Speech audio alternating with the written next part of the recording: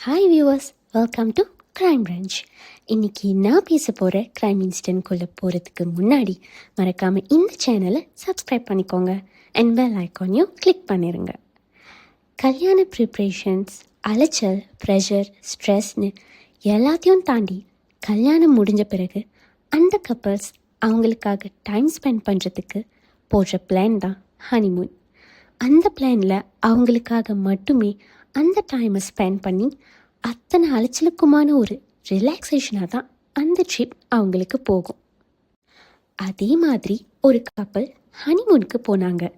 எல்லாரும் போகிறது தானே, இதில் என்ன ஸ்பெஷல்னு உங்களுக்கு தோணலாம். ஆனால் இந்த கப்பல் போன ஹனிமூன் ட்ரிப் எல்லா மீடியா மற்றும் நியூஸ் பேப்பர்ஸில் ஹெட்லைனாக வரதுக்கு காரணமாக இருந்தது. நம்ம கிரைம் பிரான்ச்சோட கேஸ் ஃபைல் 16 பார்க்க போகிற case was written in blood. 11 May 2025, Indore, Madhya Pradesh, India. குடும்பம் சொந்தங்கள்னு சந்தோஷமாக அச்சதை தூவி அந்த கல்யாணத்தை ஆசீர்வாதம் பண்ணுறாங்க. முகத்தில் சந்தோஷ பூரிப்போட கை கோர்த்து இனி வாழ்நாள் முழுதும் வர எல்லா தடைகளையும் மீறி கோர்க்கப்பட்ட இந்த கைகள் என்றுமே பிரியாதுன்னு அக்னியை வலம் வந்த சத்தியப்பிரமாணம் எடுத்துக்கிறாங்க அந்த புது கல்யாண ஜோடிகள். ஒரு வழியாக கல்யாணம் முடிஞ்சு கையோட ஹனிமூனுக்காக ரெடி ஆகுறாங்க. வீட்டில் இருந்து இண்டோர் டிவி அஹல்யாபார் ஓல்கார் ஏர்போர்ட்க்கு 2 பேரும் ரீச் ஆகுறாங்க. புது கல்யாண கனவுகளோட அந்த வாழ்க்கையோட முதல் அடியை எடுத்து வைக்கிறாங்க. ஃப்ளைட்டில் சந்தோஷமான மனநிலையோட போர்டானவங்க போய் ரீச் பண்ண இடம் மேகாலயாவில் இருக்கிற ஷிலாங் உம்ராய் ஏர்போர்ட். மேகாலயா கொடைக்கானல் மாதிரி ரொம்ப ஃபேமஸான ஒரு டூரிஸ்ட் ஸ்பாட்னு சொல்லலாம். ஏர்போர்ட்டில் இருந்து செரப்புஞ்சிக்கு ட்ராவல் பண்ணவங்க மேகாலயாவின் அழகான சீனரியை ரொம்பவே சந்தோஷமாக ரசிக்கவும் செய்கிறாங்க. 23 மே 2025, ரொம்ப நேரமாக 2 நம்பருக்கு மாறி மாறி கால் பண்ண அந்த வீட்டில் இருந்தவங்க ரொம்பவே கவலையான முகத்தோட அவங்க ஃபோனை எடுக்கலைன்னு சொல்கிறாங்க. அவங்களோட கணவரும் அவரோட ஃபோனில் இருந்து கால் பண்ணி பார்க்குறாரு. ஆனால் அந்த நம்பர் தற்போது சுவிட்ச் ஆஃப் செய்யப்பட்டிருக்குன்ற ரெக்கார்டட் வாய்ஸ் தான் மீண்டும் மீண்டும் கேட்குது. இதனால் ரொம்பவே பதறி போனவங்க உடனே போலீஸ் ஸ்டேஷனுக்கு போகிறாங்க. அவங்களோட போன விபின் அங்கே இருந்த ஆஃபீஸர்கிட்ட, சார், என் அண்ணன் ராஜா ரகுவன்ஷியும் அண்ணி சோனமும் ஹனிமூன் போயிருந்தாங்க, ஆனால் இப்போது அவங்கள ரீச் பண்ண முடியலன்னு சொல்லி கம்ப்ளைண்ட் தராரு. அந்த கம்ப்ளைண்ட்டை ரிஜிஸ்டர் பண்ண போலீஸும் உடனே அதற்கான நடவடிக்கையில் எடுக்க ஆரம்பிக்கிறாங்க. இந்த ராஜா ரகுவன்ஷி மற்றும் சோனம் வேற யாரும் இல்லை, இன்ட்ரோவில் ஹனிமூனுக்கு சந்தோஷமாக மேகாலயா கிளம்பி போன அந்த புது கல்யாண ஜோடிகள் தான். சோனம் கடைசியாக அன்னைக்கு அவங்க அம்மா கிட்ட மதியம் 1:43 போல் பேசியிருக்காங்க. ஆனால் அதற்கு பிறகு அவங்களையும் அவங்களோட கணவரையும் காண்டாக்ட் பண்ண முடியாமல் போகுது. போலீஸும் அவங்களோட இன்வெஸ்டிகேஷனை ஸ்டார்ட் பண்ணதோட மேகாலயாவில் அவங்க போனதாக சொல்லப்பட்ட செரப்புஞ்சியில் சர்ச் ஆப்ரேஷன் நடத்துகிறாங்க. 24 மே 2025, அதாவது புது கல்யாண ஜோடிகள் மிஸ்ஸிங்னு கம்ப்ளைண்ட் பண்ணப்பட்ட மறுநாள் அவங்க ரைட் பண்ணுறதுக்காக ரெண்ட் பண்ணப்பட்ட ஸ்கூட்டர் ஷிலாங்கில் இருந்து சோராக்கு போகிற ரோட் சைடில் இருந்த ஒரு கெஃபே கிட்ட கண்டுபிடிக்கப்படுது. ஆனால் அந்த இடத்தை சுற்றி தேடியும் ராஜா மற்றும் சோனமை போலீஸாரால் கண்டுபிடிக்கவே முடியலை. அதைத் தொடர்ந்து 2 June 2025 national disaster response force சோராவில் இருக்கிற வெய்சாடோங் ஃபால்ஸ் கிட்ட ட்ரோன் மூலமாக நடத்தின சர்ச்சில் அந்த இடத்துக்கு பக்கத்தில் இருந்த ஒரு ஆழமான பள்ளத்தாக்கில் டீகம்போஸ் ஆன நிலையில் ஒரு இறந்த உடல் இருக்கிறத பார்க்குறாங்க. உடனடியாக அந்த இறந்த உடலை ரிகவர் பண்ண போலீஸ் அந்த உடலோட வலது கையில் இருந்த ஒரு டேட்டூ மூலமாக அந்த உடல் ராஜா ரகுவன்ஷியோடதுன்னு உறுதிப்படுத்துகிறாங்க.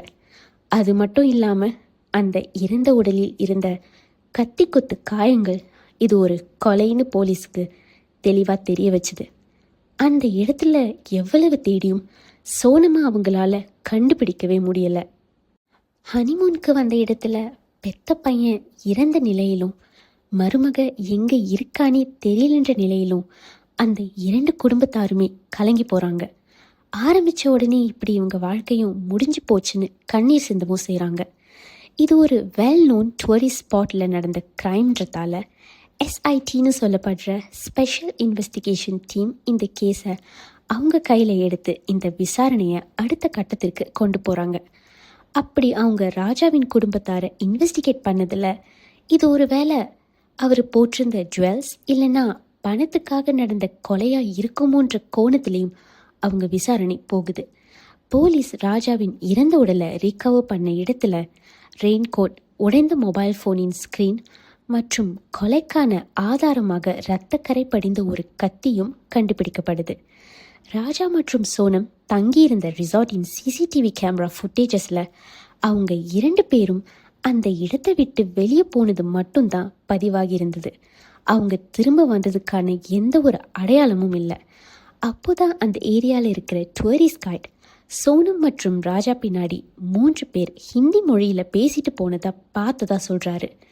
தேடுதல் வேட்டையில் தீவிரமாக இறங்கின போலீஸ் அந்த டூரிஸ்ட் கைட் சொன்ன அங்க அடையாளங்களோட மேட்ச் ஆன சிலோம் ஜேம்ஸ், லோகேந்திரா தோமா, பல்பீர் அஹிர்பார்ன்ற 3 பேரை கைது செய்கிறாங்க. போலீஸ் அந்த 3 பேரையும் விசாரித்த விதத்தில் அவங்க சொன்ன விஷயத்தை கேட்டு ரொம்பவே அதிர்ச்சி ஆகுறாங்க. 9 ஜூன் 2025 போலீஸ்க்கு உத்தரப்பிரதேஷில் ஒரு தாபா கிட்ட சோனம் இருக்கிற தகவல் கிடைக்குது. உடனடியாக அங்கே போன போலீஸ் சோனமை நேராக போலீஸ் ஸ்டேஷனுக்கு கூட்டிகிட்டு போகிறாங்க. சோனம் கிட்ட போலீஸ் நீங்கள் எப்படி அங்கே வந்தீங்கன்னு கேள்வி கேட்க, சோனமும் அவங்களுக்கு ட்ரக்ஸ் கொடுத்து கடத்திட்டு போனவங்க அதற்கு பிறகு ரோட்டோரமாக என்னை இறக்கி விட்டுட்டு போயிட்டாங்கன்னு சொல்கிறாங்க. இதை கேட்ட போலீஸ் எங்களெல்லாம் பார்த்தா முட்டாள் மாதிரி தெரியுதான்னு ரியாக்ட் பண்ண ஆரம்பிக்கிறாங்க. அதாவது வெய்சாடோங் ஃபால்ஸில் இருந்து சோனம் கண்டுபிடிக்கப்பட்ட இடம் கிட்டத்தட்ட 1243 கிலோமீட்டர் தூரத்தில் இருக்குது. சரியாக சொல்லணும்னா சோனமை ட்ரக்ஸ் கொடுத்து கடத்திட்டு போன சில மர்ம நபர்கள் வெய்சாடோங்கில் இருந்து பல கிலோமீட்டர் தாண்டி வந்து உத்தரப்பிரதேஷில் சோனமை நல்லபடியாக இறக்கி விட்டுட்டு போயிருக்காங்க. இதை கேட்கும்போது நம்மளாலே நம்ப முடியலை. டெய்லியும் பல விதமான கிரிமினல்ஸை டீல் பண்ணுற போலீஸ் மட்டும் எப்படி நம்புவாங்க? இதில் ட்விஸ்ட் என்னென்னா, போலீஸ் சோனமை ஒன்றும் சும்மா போலீஸ் ஸ்டேஷனுக்கு கூட்டிகிட்டு வரல. எல்லாமே ஒரு காரணமாக தான். இதுக்கு முன்னாடி ராஜா ரகுவன்ஷியோட கொலை வழக்கில் போலீஸ் 3 பேரை அரெஸ்ட் பண்ணாங்கல்ல, அவங்க கிட்ட நடத்தப்பட்ட விசாரணையில் இந்த 3 பேரும் வெறும் அம்பு மட்டும்தான். ஆனால் அதை எய்தது வேற யாரும் இல்லை, சோனம் தான். சோனமோட நடிப்பை பார்த்த போலீஸ் அதுக்கு மேலே பொறுக்க முடியாமல், இந்த கொலைக்கு காரணம் நீதானே எங்களுக்கு முன்னாடியே தெரியும் அப்படின்னு சொல்லி சோனம்க்கு ஒரு ட்விஸ்ட் கொடுக்குறாங்க. அதற்கு பிறகு போதிய ஆதாரங்களோட அரெஸ்ட் பண்ணப்பட்ட சோனமை தொடர்ந்து விசாரணை செய்ய ஆரம்பிக்கிறாங்க. அந்த விசாரணையில் அவங்களுக்கு கிடைச்ச பதில் ராஜ் குஷ்வஹா. யார் இந்த ராஜ் குஷ்வஹா? ராஜா ரகுவன்ஷியோட கொலைக்கும் இவனுக்கும் என்ன சம்மந்தம்னு தெரிஞ்சுக்கிறதுக்கு முன்னாடி இவனுக்கும் சோனமுக்கும் என்ன சம்மந்தம்னு முதல்ல தெரிஞ்சுக்கணும். சோனமின் அப்பா வெற்றிகரமாக ஒரு பிளேவுட் பிஸ்னஸை நடத்திட்டு வந்திருக்காரு. சோனமும் அப்பாவோட பிஸ்னஸ் நடக்கிற இடத்துக்கு அடிக்கடி போயிருக்காங்க. இப்படி தான் சோனம் மற்றும் ராஜ் குஷ்வஹாவோட முதல் சந்திப்பு அமைஞ்சது. ராஜ் குஷ்வஹா அந்த இடத்துல வேலை செய்கிற ஒரு ஒர்க்கர். தினமும் பார்த்து பேசி பழகின ராஜ் குஷ்வஹா மற்றும் சோனமிற்கிடையே காதல் மலர ஆரம்பிக்குது. அந்த காதல் ரொம்ப சின்சியராக மாறவும் செய்யுது. ஆனால் அந்தஸ்தில் பெரிய இடத்துல இருக்கிற அவங்க குடும்பம் சாதாரணமாக அவங்களுக்கு கீழே வேலை செய்கிற ஒருத்தங்கிட்ட சம்மந்தம் வச்சுக்க ஒத்துக்க மாட்டாங்கன்னு சோனமுக்கு நல்லாவே தெரியும். அதற்கும் மேலே ராஜ் குஷ்வஹாவிற்கு சோனமை விட 5 வயது குறைவு. அந்த நேரத்தில் தான் சோனம் வீட்டில் அவங்களுக்கு கல்யாணம் பண்ணுறதுக்காக மாப்பிள்ளை தேட ஆரம்பிக்கிறாங்க. அப்படி மேட்ரிமோனி மூலமாக அமைஞ்ச வரன் தான் ராஜா ரகுவன்ஷி. அவங்க இருக்கிற அதே மத்திய பிரதேஷில் டிரான்ஸ்போர்ட் அண்ட் ட்ரேடிங் பிஸ்னஸை நல்ல விதமாக நடத்திட்டு வந்த ராஜா ரகுவன்ஷியை சோனம் குடும்பத்தாருக்கு ரொம்பவே பிடிச்சு போகுது. அதற்கு பிறகு நிச்சயம் கல்யாணம்னு ஒரு திருவிழா மாதிரி அந்த 2 குடும்பமும் சேர்ந்து கொண்டாடினாங்க.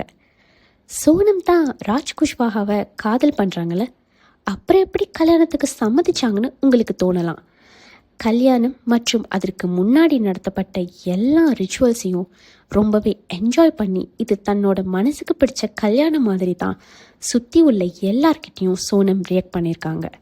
ஆனால் உள்ளுக்குள்ள தந்திரமாக ஒரு திட்டத்தை செயல்படுத்துறதுக்கான வாய்ப்பை எதிர்நோக்கி காத்திருக்கவும் செய்கிறா.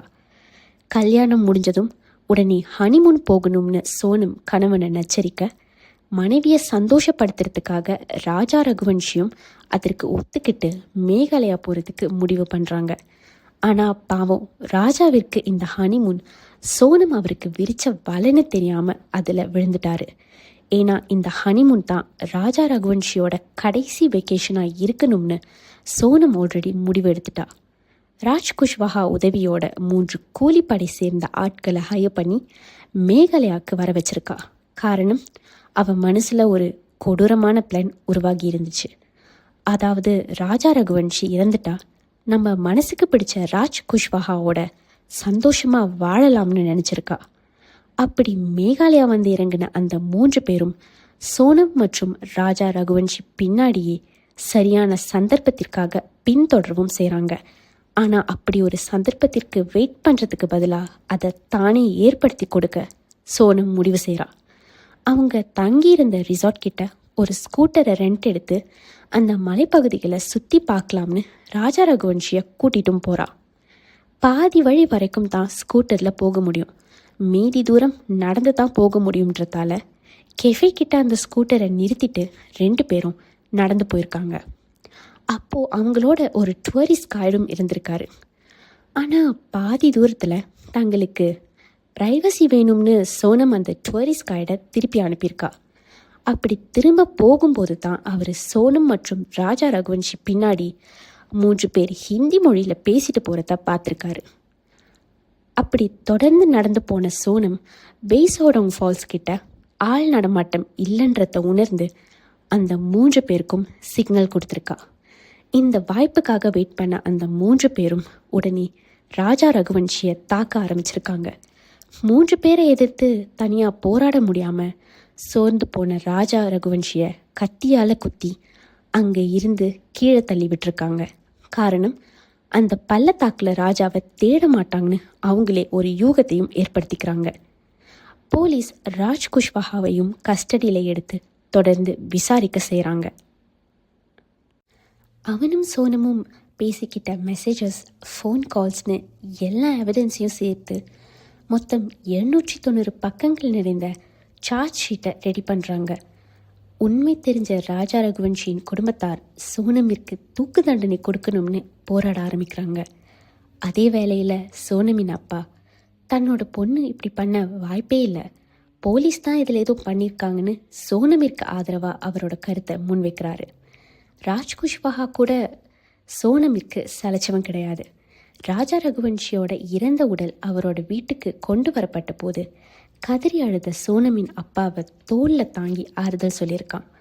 அதாவது அவனே அந்த கொலைக்கான மாஸ்டர் மைண்டாக இருந்துட்டு அந்த இறப்பில் போய் கலந்துக்கிட்டது மட்டும் இல்லாமல் ஆறுதலும் சொல்லியிருக்கான். இதனால தான் பார்க்குற எல்லாரையும் நம்பக்கூடாதுன்னு சொல்கிறாங்க போல. இதில் ரொம்பவே பாவம் ராஜா ரகுவன்ஷியும் அவரோட குடும்பமும் தான். ஒரு வீட்டில் கல்யாணம்னாலே சந்தோஷத்திற்கும் கொண்டாட்டத்திற்கும் பஞ்சமே இருக்காது. சோனம் மற்றும் ராஜா ரகுவன்ஷியின் கல்யாணம் கூட அப்படி தான். விதவிதமான ட்ரெஸ், ஃபோட்டோஸ், ரீல்ஸ்னு ரொம்பவே சந்தோஷமாக என்ஜாய் பண்ணாங்க. ஆனால் கல்யாணமாகி 1 மாதம் கூட ஆகாத நிலையில் திரும்ப பார்க்கவே முடியாத தூரத்துக்கு தங்களோட மகன் போவான்னு ராஜா ரகுவன்ஷியோட பேரண்ட்ஸ் கொஞ்சம் கூட எதிர்பார்த்துருக்க மாட்டாங்க. ஏன், இதை ராஜா ரகுவன்ஷி கூட எதிர்பார்த்துருக்க மாட்டார். ஆசையாக கல்யாணம் பண்ணி ஹனிமூன் போன இடத்துல எதுக்கு சாகரணும்னே தெரியாமல் தன்னோட உயிரை அதுக்கு பொருத்தமே இல்லாத ஒருத்திக்காக தியாகம் பண்ணியிருக்காரு. இந்த கேஸை புரிஞ்சிக்கவே முடியாத விஷயம் என்னென்னா, சோனம் எப்படி ஒரு கொலையை செஞ்சுட்டு தப்பிச்சு போய் ராஜா குஷ்வாஹாவோட வாழலாம்னு முடிவெடுத்தா? என்னை பொறுத்த வரைக்கும் யோசிக்கிற திறன் இருக்கிற யாருமே இப்படி ஒரு பிளானை போட மாட்டாங்க. இப்போ உள்ள டெக்னாலஜியை வச்சு இதுக்கு முன்னாடி நடந்த கேஸின் குற்றவாளிகளை கூட போலீஸ் இப்போ கண்டுபிடிச்சிட்டு இருக்காங்க. அப்படி இருக்கும்போது இப்போ நடந்த இந்த கொலையை எப்படி கண்டுபிடிக்காமல் இருப்பாங்க? நிஜமாவே சோனம் ராஜ் குஷ்வாஹாவை ரொம்ப காதலிச்சிருந்தா போராடி அவனையே கல்யாணம் பண்ணியிருக்கணும். அப்படி இல்லைன்னா இந்த விஷயத்தை பற்றி ராஜா ரகுவன்ஷி கிட்ட முன்னாடி சொல்லியிருக்கணும்.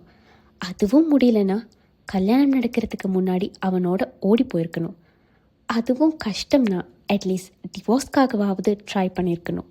இப்படி ஈஸியாக இருந்த எல்லா வழிகளையும் விட்டுட்டு சோனம் எடுத்த முட்டாள்தனமான முடிவால் இப்போது ராஜ் குஷ்வாஹாவோட வாழப்போகிற காதல் வாழ்க்கையை பற்றி மேகாலயாவில் இருக்கிற ஷிலாங் ஜெயில் கம்பிகளுக்கு பின்னாடி கலர் கலராக கனவு கண்டுட்டு இருக்கா.